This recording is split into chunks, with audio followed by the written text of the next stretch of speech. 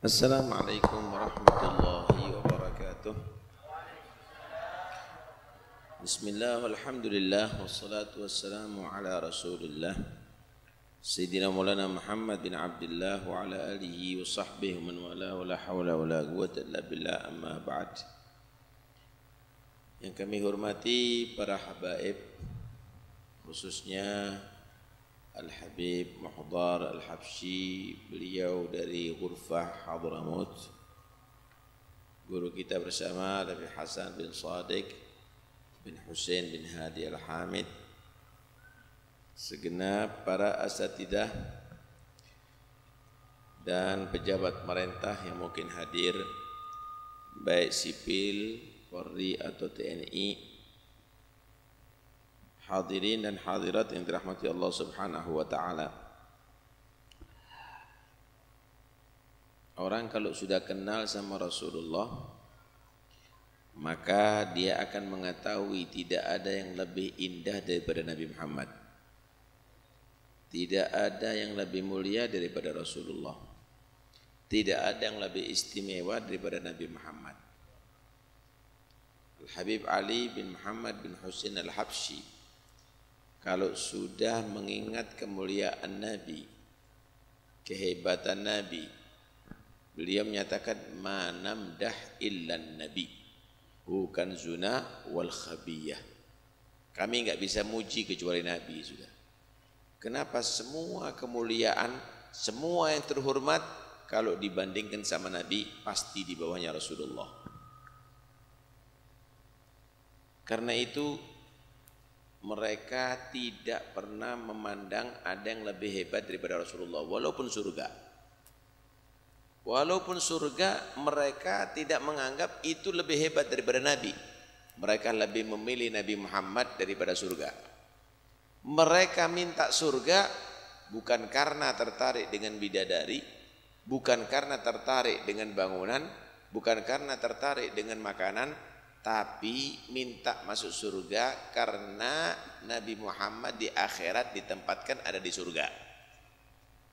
Fi jannatin ma syakhani min wasfiha illa likaunil hibbi fiha khayyama. Surga itu kenikmatan yang luar biasa, tidak membuat aku tertarik sifat-sifat itu untuk memasukinya. Aku ingin masuk surga karena di dalam surga ada Muhammad Rasulullah. Apa manfaatnya masuk kamar pengantin walaupun bau dupa dan gahru, walaupun banyak roti-roti yang lezat, walaupun kasurnya empuk, walaupun banyak bunga-bunga yang wangi, lampu-lampu yang gertap-gertip. Apa manfaatnya masuk kamar pengantin tapi tidak ada kekasih ada di dalamnya, saudara? Bagi mereka apa manfaatnya masuk surga kalau enggak ketemu dengan Muhammad Rasulullah? Karena itu mereka sudah kenal dengan Nabi. Ada seorang yang bernama Thauban. Dia ini ma'tuk Rasulullah, disebut maula Rasulullah, budaknya Rasulullah, kemudian dibebaskan. Tapi dia selalu khidmat sama Nabi, enggak mau pisah dari Nabi walaupun sudah bebas dan enggak jadi budak. Selalu bersama Nabi. Kalau sudah di majelisnya Nabi pulang, langsung rindu, ingin kembali lagi. Itu Thauban. Satu saat dia berpikir, ya Allah, kita di dunia ini kalau kepingin ketemu Rasulullah, tinggal kita nunggu di masjid, Rasulullah keluar dari rumah ketemu. Karena Nabi enggak pernah sholat sendiri, selalu berjamaah di masjid. Dan selalu beliau itu ketemu dengan sahabatnya. Akhirnya dia berpikir, lah kalau di akhirat, kalau Nabi pasti masuk surga, Thauban belum tentu. Berarti harus pisah karena Thauban masuk neraka. Kalaupun Thauban masuk surga, Nabi tentunya tidak sama tempatnya dengan hamba yang hina ini. Beliau adalah ditempatkan di surga tertinggi, termulia, tapi aku ada di surga yang bawah. Apa nikmatnya surga tanpa Rasulullah? Itu Thauban stres, Pak. Enggak bisa tidur, nggak bisa makan, sampai kurus, sampai pucet, matanya sampai ceklong gitu ya. Akhirnya Nabi ngelihat, Nabi itu perhatian sama sahabat itu. Karena itu sahabat kalau ada yang sakit, kalau ada nggak kelihatan, Nabi itu pasti tanya. Dilihat Thauban ini kok tambah ngurus-kurus, kok tambah kelihatan nggak sehat, panggil Thauban. Kenapa kamu? Sakit apa? Nangis Thauban sambil berkata, nggak sakit ya Rasulullah. Tapi saya takut. Takut apa? Takut berpisah dari kamu.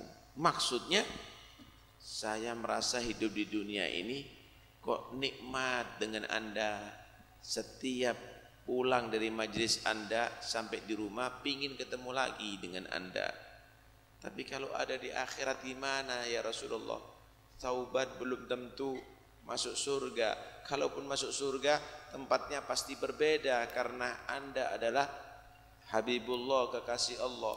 Thauban ada di bawah. Apa nikmatnya surga kalau enggak bisa ketemu dengan Anda? Saya lebih senang ada di dunia asal ketemu dengan Anda ya Rasulullah.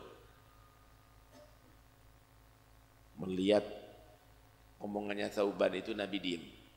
Enggak lama Jibril datang membawa wahyu dari Allah. Langsung dijawab sama Allah. Wa man yuti'illaha war rasul fa ulaika ma'al ladina an'ama Allah 'alaihim minan nabiyyin was-siddiqin wasyuhada wassalihin wa hasuna ulaika rafiqa. Siapa orang yang taat kepada Allah dan Rasulullah, maka mereka nanti bersama para nabi, para rasul, para siddiqin, para syuhada, para salihin. Alhamdulillah. Baru senang itu Thauban, merasa tidak jauh daripada Nabi sampai ada di surga Allah Subhanahu. Masya Allah, tahu sama Rasulullah. Lah kalau sudah kenal dengan Nabi, dekat dengan Nabi, maka tidak akan takut dengan siapapun.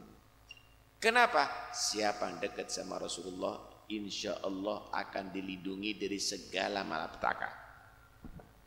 Ini Thauban. Satu saat Thauban ini bersama rombongan pergi. Masuk ada di hutan. Nggak taunya ada singa yang ganas sekali dan kelaparan.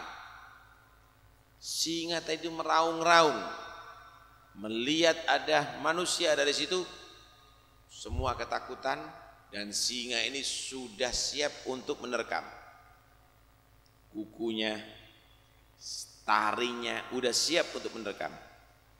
Langsung Thauban mengatakan, "Ana Thauban, Maula Rasulillah." Aku Thauban, aku budak yang pernah dibebaskan sama Rasulullah, aku yang cinta sama Rasulullah. Itu singa berubah, yang asalnya ganas, itu singa merundukkan kepalanya, mendekat kepada Thauban, cium sama kakinya. Kemudian setelah itu singa tadi itu menunggu perintah dari Thauban. Maka Thauban menyatakan, kembali kamu ke hutan, cari rezeki yang lainnya, jangan teman-temanku. Kembali lagi itu singa. Kenapa? Karena berkat cinta kepada Rasulullah. Wa man takun bi rasulillahi nusratuhu intal qahul usdu fi ajamiha tajimi. Kalau sudah orang tadi itu mendapatkan bantuan Allah berkat Rasulullah, sekalipun singa ada di hutan pun dia tidak akan bisa menyentuh dia. Sallallahu alal habib. Karena itu kalau sampean takut, mulai takut jin, mulai takut setan, mulai takut santet, mulai takut di penjara, mulai takut, gampang. Anda cinta sama Rasulullah, Anda dekat dengan Rasulullah, maka semua insya Allah tidak akan bisa menyentuh Anda. Anda akan dilindungi berkat Rasulullah Sallallahu Alaihi Wasallam. Karena itu jangan sampai jauh. Kalau sudah dekat dengan Nabi, maka tidak ingin berpisah dari Nabi. Para sahabat itu setelah meninggalnya Nabi itu sudah dia merasa tidak ada yang lebih istimewa kecuali di zamannya Nabi. Jadi sebenarnya sudah malas hidup, tapi memang harus diberusahakan untuk hidup. Bilal bin Rabah. Bilal ini muadzinnya Rasulullah. Setelah meninggal Rasulullah ada di kota Madinah, Bilal ini enggak betah. Datang kepada Sayyidina Abu Bakar, saat itu menjadi khalifah. Sayyidina Abu Bakar ini yang bebaskan Bilal daripada tokoh musyrik yang bernama Umayyah bin Khalaf. Datang, wahai Khalifah Abu Bakar, izinkan aku keluar dari kota Madinah, karena aku sudah enggak betah lagi setelah wafatnya Rasulullah tinggal di kota Madinah. Kata Sayyidina Abu Bakar, enggak bisa Bilal, Madinah enggak boleh jauh daripada kamu. Kamu harus tetap sebagaimana di zamannya Nabi kamu jadi muadzin, kamu juga jadi muadzin ada di khilafahku. Ketika aku menjadi khalifah, enggak boleh Bilal. Bilal menyatakan, saya kenal Anda wahai Sayyidina Abu Bakar yang memerdekakan aku dari perbudakan Umayyah bin Khalaf. Tapi saya mau tanya, Anda menebus aku sampai merdeka, enggak jadi budak untuk diri Anda atau untuk Allah? Maksud Anda apa Bilal? Kalau Anda memerdekakan bukan lillah, bukan untuk Allah tapi untuk diri Anda, saya nurut. Saya tinggal kota Madinah walaupun saya enggak kuat sudah. Tapi kalau untuk Allah jangan mencegah aku. Saya mau keluar dari kota Madinah. Enggak bisa ditahan, dibebaskan Sayyidina Abu Bakar, keluar, tinggal di Syam. Dapat setahun mimpi Rasulullah ini Bilal. Ketemu sama Rasulullah sampai Rasulullah menegur, ila mata hadzal jafa ya Bilal? Sampai kapan kamu menjauh dari aku wahai Bilal? Kenapa kamu tidak mau ketemu lagi dekat dengan aku wahai Bilal? Itu Bilal nangis dalam mimpinya sampai dibangunkan sama istrinya. Tanya, ada apa? Ada apa? Aku mimpi Rasulullah, saya besok harus berangkat ke kota Madinah karena aku dipanggil sama Rasulullah. Pagi berangkat Bilal. Berbulan-bulan Pak dulu Pak naik onta. Berbulan-bulan berangkat itu. Sampai di kota Madinah langsung ke makam Nabi. Dipeluk makan Rasulullah SAW seerat-erat sambil menangis itu Bilal. Sayyidina Abu Bakar Siddiq mendapatkan kabar Bilal datang dan ziarah ada di makam Nabi. Datang Sayyidina Abu Bakar khalifah nih. Datang. Melihat Sayyidina Abu Bakar, Bilal bangun dipeluk. Dan Sayyidina Abu Bakar juga memeluk Bilal. Si Bilal melihat ini sosok Abu Bakar Siddiq belum pernah jauh daripada Rasulullah. Tidak ada Nabi di satu tempat kecuali Abu Bakar hadir di situ. Enggak pernah jauh daripada Rasulullah ini. Dan Sayyidina Abu Bakar juga melihat ini muadzin Rasulullah yang paling istimewa, yang paling dicintai oleh Rasulullah. Wah, mereka berpalukan sambil menangis keduanya. Sayyidina Abu Bakar ngomong sama Bilal. Bilal, sudah lama enggak mendengarkan suaramu adzan Bilal. Ayo adzan Bilal. Ingin mengenang zamannya Rasulullah. Saya yakin kalau kamu adzan kami ingat bagaimana kamu adzan waktu di masa hidup Rasulullah. Kata Bilal, Sayyidina Abu Bakar, saya belum pernah adzan setelah keluar dari kota Madinah sampai sekarang. Saya enggak mampu lagi adzan. Kenapa Bilal? Bagaimana mungkin aku bisa adzan? Dulu aku adzan, aku melihat sosok Muhammad keluar dari rumahnya menuju ke masjid. Sekarang enggak ada lagi. Aku enggak mampu, Abu Bakar. Sayyidina Abu Bakar enggak berani maksa. Enggak lama datang Sayyidina Umar. Melihat Sayyidina Umar juga begitu dipeluk Sayyidina Umar. Sayyidina Umar juga meluk Bilal. Sayyidina Umar berkata lagi, Bilal adzan yuk. Ingin dengarkan adzannya kamu supaya bisa mengingat zaman-zaman indah bersama Rasulullah. Kata Bilal, baru Sayyidina Abu Bakar minta sama aku untuk adzan. Aku enggak bisa memenuhi wahai Umar. Minta maaf enggak mampu saya adzan. Karena itu jawabanku sama, saya enggak bisa wahai Umar. Datang Sayyidina Hasan sama Sayyidina Husain, cucunya Rasulullah ini. Masih kecil waktu itu. Melihat Sayyidina Hasan, Sayyidina Husain lari, Bilal dipeluk. Ini yang sangat dicintai sama Nabi. Diciumi Sayyidina Hasan sama Sayyidina Husain sambil menangis. Dua anak ini ngomong, Bilal, adzan ya. Aku pingin dengarkan adzan kamu, ingin mengingat bagaimana masa hidup datukku Rasulullah SAW. Bilal berkata, aku mampu untuk menolak permintaan Abu Bakar. Aku mampu untuk menolak permintaan Umar. Walakinni akhsha in arudda tilbatakuma an yarudda jaddukuma tilbati yaumil qiyamah. Aku khawatir, wahai Hasan bin Husain, kalau aku menolak permintaan kamu berdua, khawatir nanti di hari kiamat permintaanku kepada datukmu Muhammad juga ditolak nantinya. Cintanya kepada Ahlul Bait. Bagaimana itu? Sayyidina Bilal. Untuk kalian saya akan adzan. Naik itu Bilal ke menara. Dulu enggak ada speaker, Pak. Jadi kalau adzan itu naik ke menara. Sampai ada di menara, adzan Bilal. Si Bilal adzan. Allahu Akbar. Allahu Akbar. Allahu Akbar. Allahu Akbar. Orang yang ada di pasar dengar semuanya. Menjerit mereka. Ahayyun Rasulullah. Abu Isa Rasulullah min qabrih. Ya Allah, Nabi hidup lagi, kata dia. Dengar suara adzan langsung ingat Rasulullah. Nabi hidup lagi. Nabi bangkit dari kuburannya. Ditinggal, Pak. Semua pekerjaannya ditinggal. Toko-tokonya semua pekerjaannya ditinggal. Yang tengah makan berhenti. Langsung lari ke masjid. Rasulullah hidup, Rasulullah hidup. Mengingat bagaimana nikmatnya hidup bersama Rasulullah.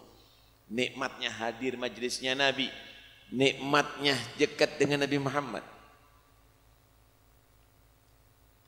Adzan si Bilal meneruskan adzannya, asyhadu an la ilaha illallah.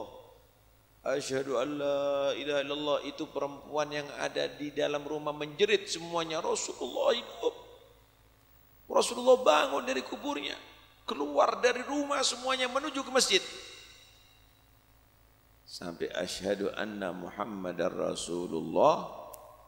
Enggak kuat Bilal. Nangis Bilal dan semua yang ada di kota Madinah nangis saat itu.